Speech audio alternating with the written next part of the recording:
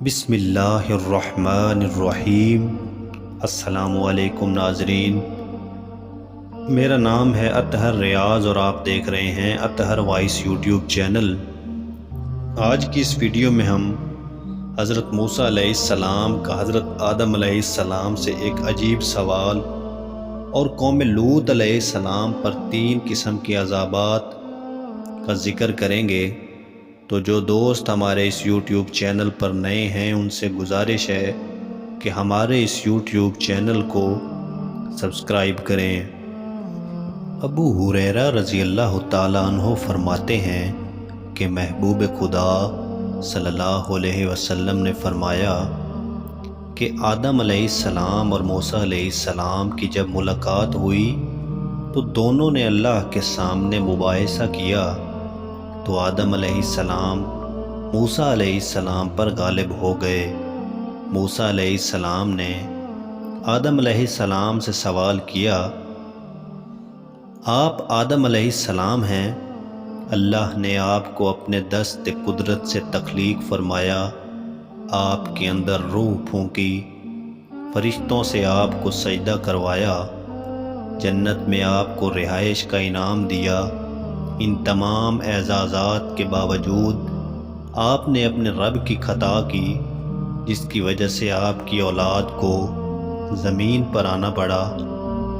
آدم علیہ السلام نے جواب دیا، آپ ہی وہ موسیٰ علیہ السلام ہیں جنہیں اللہ نے اپنے سے کلام کا تحفہ دیا، آپ کو تورات کا تحفہ بھی دیا گیا۔ آپ یہ بتائیے کہ آپ نے میری تخلیق سے کتنا عرصہ قبل تورات کو لکھا ہوا پایا؟ موسیٰ علیہ السلام نے جواب دیا، 40 سال قبل تورات کو لکھا گیا۔ آدم علیہ السلام نے فرمایا، تو کیا آپ نے تورات میں یہ لکھا ہوا پایا کہ آدم علیہ السلام نے اپنے رب کی نافرمانی کی؟ موسیٰ علیہ السلام نے فرمایا، ہاں۔ آدم علیہ السلام نے کہا، اے موسیٰ علیہ السلام، آپ مجھے اس عمل پر کیوں ملامت کرتے ہو جو میری تخلیق سے 40 سال قبل ہی لکھ دیا گیا تھا؟ رسول اللہ صلی اللہ علیہ وسلم نے فرمایا، اس استدلال پر آدم علیہ السلام موسیٰ علیہ السلام پر غالب آ گئے۔ ابن عباس رضی اللہ تعالیٰ عنہ فرماتے ہیں کہ حضور اکرم صلی اللہ علیہ وسلم نے یہ واقعہ ہمیں سنایا کہ جب حضرت لوط علیہ السلام کے پاس فرشتہ انسانی شکل میں حاضر ہوئے تو حضرت لوط علیہ السلام نے فرشتوں کے بارے میں گمان کیا کہ شاید یہ مہمان ہیں۔ حضرت لوط علیہ السلام نے ان کو قریب بٹھایا۔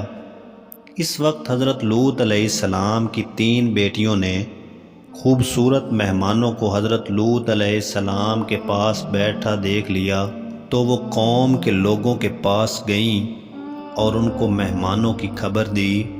تو یہ سن کر لوطی لوگ بھاگ بھاگ کر حضرت لوط علیہ السلام کے گھر کی طرف پہنچے تو حضرت لوط علیہ السلام نے ان سے کہا، یہ تو میرے مہمان ہیں، تمہارے لیے میری بیٹیاں ہیں، یہ تمہارے لیے مہمانوں سے زیادہ پاک ہیں، اگر تم ان سے نکاح کر لو۔ ہمیں آپ کی بیٹیاں نہیں چاہیے، جو ہم چاہتے ہیں وہ آپ جانتے ہیں۔ لوط علیہ السلام نے ان سے کہا، کاش مجھے تم سے مقابلہ کی قوت ہوتی یا مضبوط پناہ ہوتی۔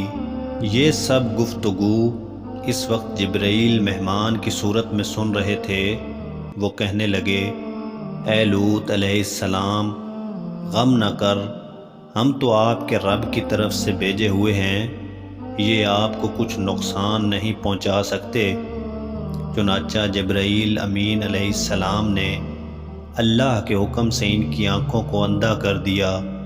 وہ سب پلٹ گئے، یہاں تک کہ گھر سے باہر نکل آئے اور دروازہ پر کھڑے لوگوں سے کہا، ہم اس وقت بہت بڑے جادوگر کے پاس سے آ رہے ہیں، اس نے ہمیں اندھا کر دیا تھا، جس کی وجہ سے ہم آپس میں الجھ کر آ گئے۔